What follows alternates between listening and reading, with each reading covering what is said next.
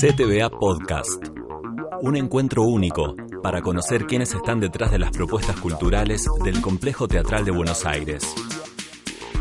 Gracias por poner play, una nueva edición de CTVA Podcast. Hoy nuestro invitado es Lisandro Fix. ¿Cómo va, Lisandro? ¿Todo bien? Muy bien, gracias por la invitación. No, por favor. Bueno, actor, director, autor y músico. ¿Me olvido de algo? Astrólogo. ¿Astrólogo también? Bien ahí, no sabía ese aspecto. Bueno, me gusta. Después por ahí te pregunto algo al respecto. Dale. Antes que nada, me pareció interesante para arrancar. Veo que tus últimas experiencias teatrales son en el ámbito público, ¿no? ¿Puede ser? Sí. Digo, algunas de ellas, por lo menos, Sí, ¿no? sí, es verdad. Sí. Estaba pensando en El Avaro, o en 1938, Un asunto criminal. Y te pregunto, con esta tercera experiencia de Un enemigo del pueblo en este 2008, que después vamos a desarrollar, ¿cómo es surfear el teatro público en comparación a otros proyectos anteriores? Mira, la verdad es que es una experiencia diferente, pero muy, muy placentera, porque la verdad es que tener el respaldo institucional, económico que te da el teatro oficial es un alivio de alguna manera. O sea, te lo digo haciendo la comparación del teatro independiente, donde vos ponés tiempo, trabajo, dedicación y en definitiva es todo a proyecto, a ver qué sucede, ¿no? Probablemente o la mayor parte de las veces vas a pérdida económica, terminás en algún teatro donde no esperás la respuesta necesaria, donde se tienen que dar muchas cosas. Yo por suerte tuve bastante suerte en ese sentido en el teatro independiente, pero es diferente. O sea, por un lado también vos en el teatro independiente tenés libertad total. Yo como director y como autor, claro. Bueno, mirá, esto es mi proyecto y lo planteo de esta manera. Si te equivocás, te equivocás y si acertás, acertás a nivel artístico. Y el teatro oficial tiene otros, no sé cómo decirlo, otros manejos donde hay un tiempo acotado, tenés que estrenar en tal fecha, tenés tanto tiempo de ensayo, pero bueno, tenés los ensayos pagos, tenés toda una producción que te pone la escenografía, el vestuario, disponés de un montón de cosas que es maravilloso. Por lo menos mi experiencia es esa. Muy, muy, muy, muy satisfactorio. Bien. Y bueno, tuvo las dos, ¿no? La Sí. del Cervantes y la del San Martín, ¿no? Como Claro. Genial, del complejo teatral, ¿no? Sí, y las dos en el Regio. Las dos en el Regio, las dos del complejo en el Regio, sí. Sí. Que también está bueno porque medio como que seguí en un lugar ya, en un ámbito conocido con todo el equipo, porque además el Regio tiene la particularidad de que hay como el equipo técnico es estable del Regio, más allá de que pueda haber algún movimiento interno que desconozco, pero ya conocía a toda la gente de haber hecho la temporada del Avaro como actor, ¿no? Claro.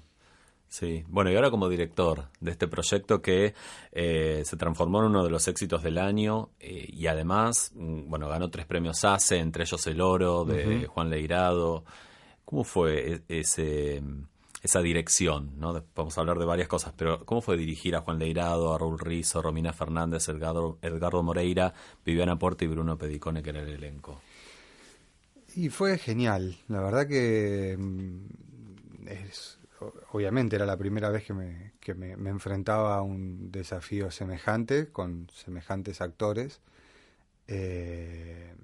Y fue un desafío, y además que el planteo fue global, porque yo también hice la adaptación de la obra. Entonces, la dirección y la adaptación vinieron de la mano, o sea, como propuesta a, por ejemplo, Juan Leirado, ¿no? Donde la obra él ya la había hecho, él había tenido como le había quedado algo pendiente, porque la obra, él hizo en Uruguay la versión de Arthur Miller, entonces le había quedado algo como una deuda con ese personaje. Cuando leyó la versión que le hice llegar, le gustó que sea en Argentina, le gustó que sea 2018. Entonces nos juntamos a charlar, empezamos a hablar del personaje, le conté mi propuesta y bueno, fue como entendernos desde el primer momento y fue muy generoso también. O sea, uno se puede esperar que en mi primera, yo por lo menos, ¿no? Mi primera intervención como director en el complejo teatral, en un proyecto con una obra de Ibsen de las dimensiones de un enemigo del pueblo, sea como medio intimidante para mí y dirigir a semejante actor y a semejantes actores, claro. Todos. Y tuvimos un proceso de entendimiento de la obra. Yo tenía, por suerte, un estudio había trabajado mucho para lo que quería plantear, entonces eso ayudó a la confianza de todos los actores a que los pueda dirigir tranquilamente, que ellos compartan, porque hubo todo un trabajo de un par de semanas de los ensayos, de hablar profundamente de la obra, de hablar el tema que trata, hablar de lo que yo quería contar de la obra, de lo que esperaba de los personajes. Todos disfrutamos de ese proceso y todos se embarcaron en eso. Y fue maravilloso, la verdad. Y este proceso de adaptación de Ibsen, ¿te llevó mucho tiempo a vos antes de exponerlo en el grupo y que se dé esta dinámica que describís? ¿Qué cosas, qué impronta le diste, digamos, si tuviésemos que comparar la versión original con esta adaptación? Mirá,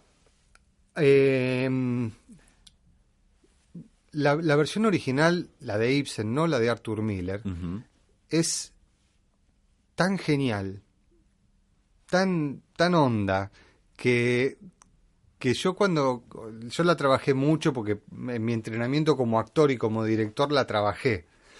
Es una de mis obras preferidas. Porque creo que lo más importante, lo más relevante de la obra es la contradicción de seres humanos que no se plantan en un blanco y un negro, en esta cosa de que el doctor Stockman es un tipo contradictorio, si bien él no tiene sus contradicciones porque no las tiene, sino que es un fanático que va por sus ideales, cueste lo que cueste. El planteo de Ibsen sí tiene contradicciones, porque por algo los plantea de ese modo.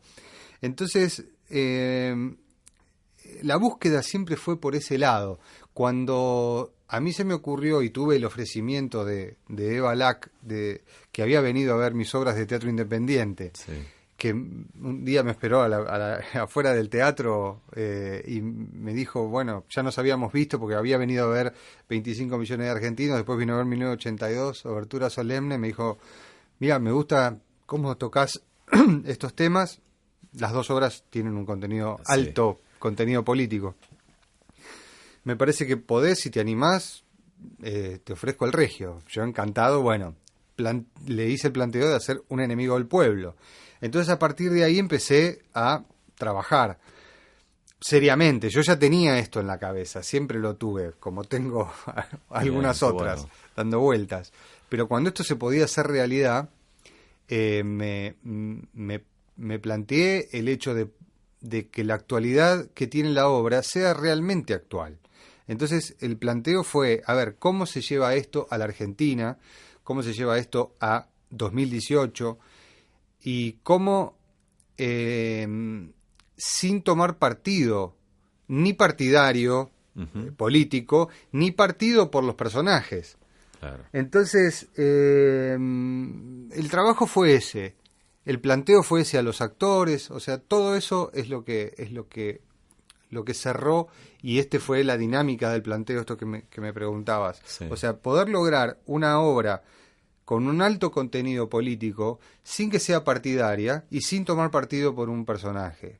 O sea, que no haya un bueno y un malo, que no haya una lectura. Después cada uno la lee como la quiere leer, y me parece que eso es el gran acierto de de la obra. Sí, a eso iba, porque vos sabés que en el estreno y bueno, y otra función que vi después, como para comparar también, viste que a veces en un estreno uno ve algo y dice, bueno, Claro. lo voy a ver de nuevo. Y notaba como que la reacción se daba desde el público. Sí. Y esta imparcialidad, digamos, de la que hablas, el público tomaba, digamos, algo le pasaba y había aplausos y había vínculos con la política actual. Digo, Obvio. pasaban un montón de cosas re interesantes, ¿no? ¿Eso cómo lo vivías? ¿O lo viviste? Y mirá, la verdad que yo cuando lo planteé también era un desafío, porque si bien la cuarta pared no se rompe del todo, porque uno no es que habla, o sea, mi planteo en este cuarto acto famoso de Un enemigo del pueblo, de esta asamblea que en general se hace arriba del escenario con extras y figurantes, el planteo que yo les hice a los actores era: hablemos con el público, pero que el público no sea público, transformémoslos en habitantes de ese pueblo. Ujú. Pero así todo es imposible que dejen de ser espectadores a la vez. Entonces, yo les hice este planteo, todos lo aceptaron, todos estaban muy contentos con el desafío. Yo escribí 3 versiones de acuerdo a cómo iban a reaccionar el público. Ellos lo tenían que decidir en el escenario una vez comenzada la función, porque nosotros no podíamos ensayar con público. Era como elige tu propia aventura. Exactamente. Bueno, el resultado fue que el público participó siempre de la misma manera. Bien. O sea, el elige tu propia aventura seguía siempre por el mismo camino. Y más allá del vértigo que me generaba y le generó a los actores eso, yo estoy muy contento con lo que pasó y con lo que sigue pasando, por suerte, porque la obra, por suerte, pudo seguir. Porque se generó un doble juego, porque el público, aunque el intento es que el Dr. Stockman no sea del todo el bueno de la película, genera una empatía inevitable. Primero porque es el tipo que lucha en soledad contra el poder y contra la prensa, ¿no? Y que defiende un principio ecológico, si querés, porque hay una contaminación. No es lo suficientemente importante como para un político cortar con el mayor ingreso del pueblo, pero lo suficiente para un médico para decir que terminemos con esto, ¿no? Claro. Entonces esa dualidad siempre, evidentemente, va a parar en favor del Dr. Stockman. Pero, sin embargo, hay funciones donde, por esa magia del teatro, de que Juan Leirado puede estar un día más agresivo con el público, o el público puede estar en esa magia que se genera en el escenario y en la platea, realmente se enojan. Escuché insultos a Juan Leirado y no a Raúl, que es lo más común que suceda. Raúl es el intendente. Sí. Pasó y varias veces de que esto se cambie el eje de la mirada del público. Y en la gira, digo, porque después de la temporada en el Regio se abrió una gira donde tengo entendido que también le fue muy bien. Sí, igual. La verdad es que el público respondió de la misma manera. Lo que pasa en el interior, bueno, me dio una palabra un poco rara, perdón. Sí. Lo que pasa fuera de la ciudad de Buenos Aires. Fuera de la ciudad de Buenos Aires, sí. Es que la gente se siente muy identificada con el manejo político de los pueblos, del costo social y ecológico que sufren los pueblos en pos de una fuente de trabajo. Bueno, acá vuelve la genialidad de Ibsen en esta obra, ¿no? De que esto sucede desde 1882. Claro, y es actual. Y es actual. Entonces la gente esperaba y decía, esto es lo que está pasando acá. Esto pasa acá. Y me acuerdo una conversación con una persona que me decía, a mí me da vergüenza, porque si la fábrica cierra, nos quedamos todos sin trabajo. pero sabemos que está contaminando. Claro. O sea, y es muy parecido, porque no es que la gente se está muriendo, porque ahí sería otro el desafío, ¿no? Otra la situación. La gente no se muere, pero no es sano. Entonces, ese es el planteo. Sí, o no es algo a corto plazo, sino que claro, es a largo plazo. te Bueno, perjudica. vemos, ¿viste? Bueno. Sí. Entonces es este manejo, este gris en el que se maneja la obra. Por eso te hago la gran diferencia con Arthur Miller. Claro, Que Arthur sí, Miller, no, era fatal lo que pasaba. Ujú. De hecho, la versión de Arthur Miller fue a parar al cine con tiburón. Ujú. O sea, en vez de haber una contaminación, hay un tiburón que se come la gente. O sea, es abiertamente sabido que la versión de tiburón, lo dice el director, que ahora no me acuerdo cómo se llama, Spielberg es. Bueno, No me acuerdo, me pongo a googlear ustedes que están escuchando. dijo abiertamente que es el mismo planteo dramático de Un enemigo del pueblo, la versión de Arthur Miller. O sea, no es en esta versión que hice, es tomado que no es que la gente muere, sino que hay una contaminación a largo plazo. Entonces ahí entran los grises, ahí entran las ambigüedades y esto, que no hay un bueno y un malo. Claro, esta tensión que bueno, que es muy Claro, actual. esta tensión y esta realidad que vive mucha gente en muchos pueblos de la Argentina. También hiciste la música original, ¿no? Sí. De la obra. Sí, es ahí apliqué mi beta musical que está un poco relegada, pero que es prácticamente la mitad de mi vida. Pero que se sostiene, digo, en varios proyectos. Sí, ¿no? sí, se sostiene. Pero bueno, cada vez menos en realidad. O sea, Ujú.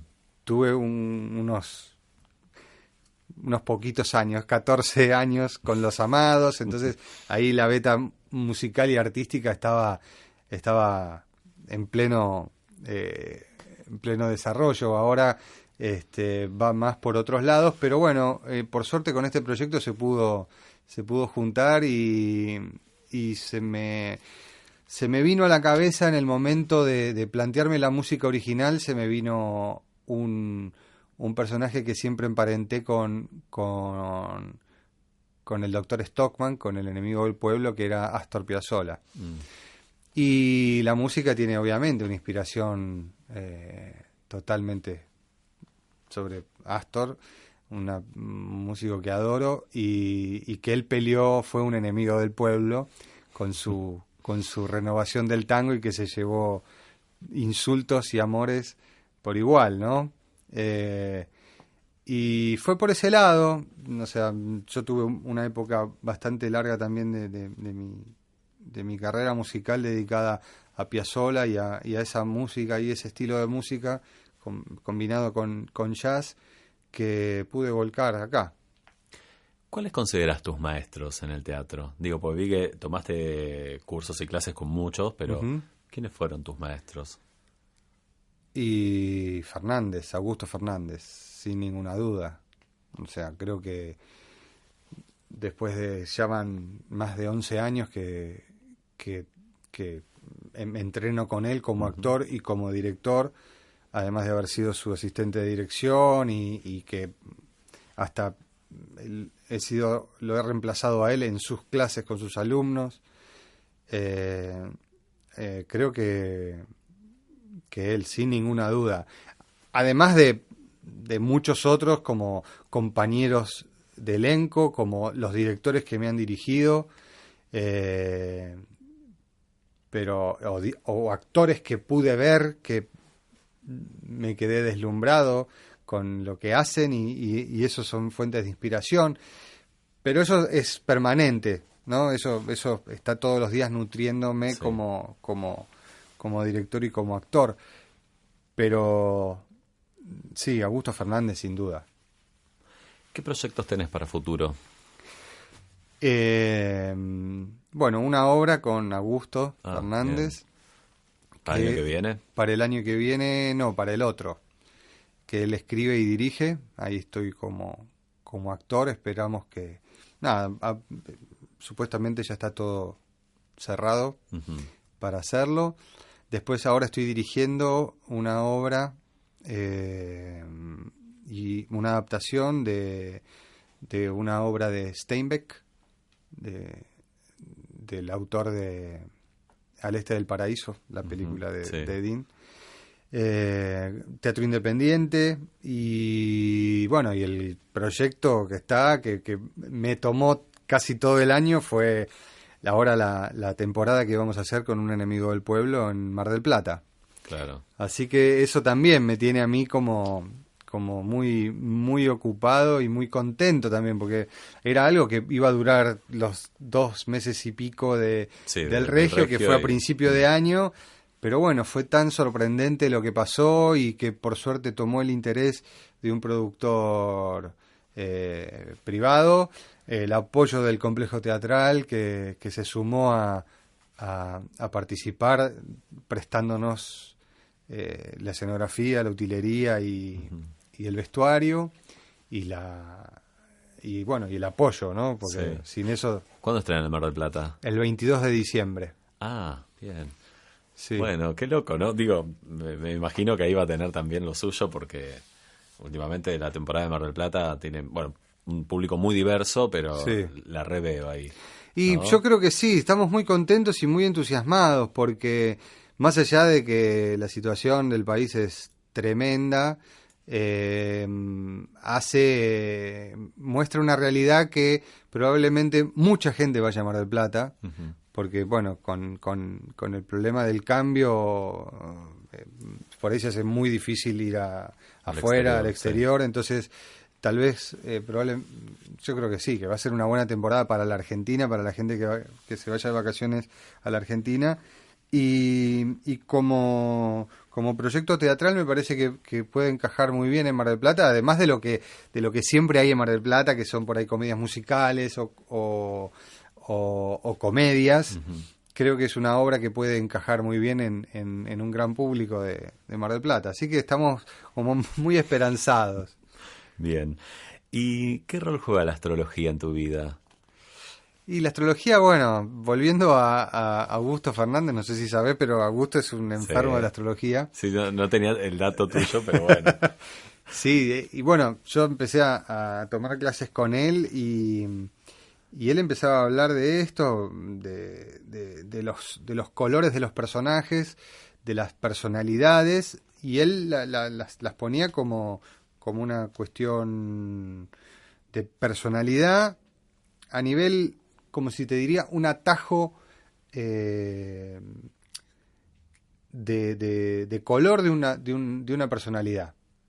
O sea, él decía, creas o no en la astrología, una palabra, como decir, un personaje ariano, te puede definir muchas cosas. Entonces ahí yo no quería saber nada con la astrología, me parecía una pavada total.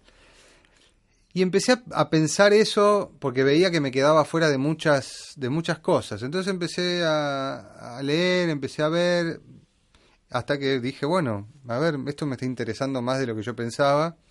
Y me estudié, hice una carrera de astrología. Primero te hiciste la carta natal, me imagino. Sí, por supuesto. Cosa que me negaba rotundamente. Pero se fue metiendo cada vez más y me parece una herramienta maravillosa, de mucha sensibilidad, de un autoconocimiento muy grande, como el teatro también. O sea, el teatro es una disciplina, además de artística, de un autoconocimiento muy grande. Y esto también me resultó muy, muy lindo. Me abrió puertas a autores, a pensamiento de gente que yo admiraba, ¿viste? Porque también tuve muchos detonantes que se fueron dando, como por ejemplo Fernando Pessoa. Yo leía Pessoa y no tenía ni idea y llegué a un libro que él hablando de astrología, era un gran astrólogo. Todos sus heterónimos, viste que él escribe con heterónimos, todos sus heterónimos, él les hacía su carta astral. Mira. Para que cada uno tuviese una personalidad diferente y cada uno respondía a esa carta astral. Cortázar, lo mismo, un tipo muy interesado en la astrología. Shakespeare, sus obras siempre hablan de la astrología, de alguna manera u otra, toca el tema. Entonces dije, bueno, acá hay algo que me estoy perdiendo, y ahí fue como un detonante para estudiarla seriamente y para ver también que había cierta regularidad, que estaba conectado el tema con cosas que leías, ¿no? Por supuesto, claro. Entonces todo, porque aparte sí, claro, la astrología, más allá de que la gente lo tiene relacionado con el horóscopo del diario, que es una pavada, sí. Eso no tiene nada que ver con la astrología, te podría decir. Me parece que es creo que es el gran detractor de la astrología, es el horóscopo del diario. No sé qué sentido tiene eso, pero sí genera una sincronicidad entre lo que sucede, entre lo que lees, entre tus vínculos. Esto que te decía, es un autoconocimiento muy, muy, muy rico y muy interesante. ¿Y te vas haciendo la revolución solar cada año y eso, o no? No, yo peco medio como de que a mí... Que me sorprendan las cosas. Claro, sí, yo no vivo planeando de acuerdo a la astrología, la verdad que no. No me gusta eso. O sea, porque te podría decir que hay dos grandes vertientes en la astrología humanística, que es la que yo hago, y la astrología predictiva, claro, que no la abordo ni de cerca. Entonces son dos cosas muy diferentes. Entonces vos podés decir, bueno, este año tal cosa, y no. Habla de este año. Es una cuestión más interpretativa, ¿no? Claro, Porque... exactamente. Lisandro, muchas gracias. No, gracias a vos, un placer. Y gracias a ustedes, sigan poniendo play, hay más CTVA Podcast. Gracias a todo el equipo, hasta la próxima. Si te gustó este podcast, compartilo en tus redes sociales. Quizás a alguien más le puede interesar. Búscanos en www.complejoteatral.gov.ar o en las redes sociales del Complejo Teatral de Buenos Aires. Si nos estás escuchando en iVoox, dale un me gusta y deja tu comentario. Si estás en Apple Podcast o iTunes, podés calificarnos con estrellitas. Sugerinos lo que quieras en nuestra casilla de correo podcast@complejoteatral.gov.ar o a través de nuestras redes sociales.